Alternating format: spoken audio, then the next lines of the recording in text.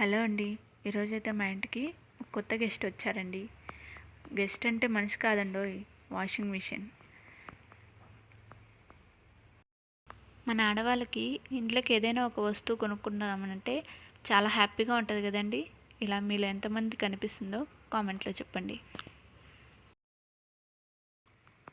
ఈ washing machine అయితే మా తమ్ముడు కొనిచ్చాడండి.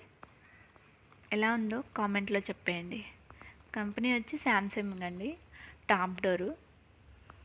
మేమున్నది మా బాబు, నేను, మా హస్బెండే కాబట్టి మాకు ఇది సరిపోతుంది.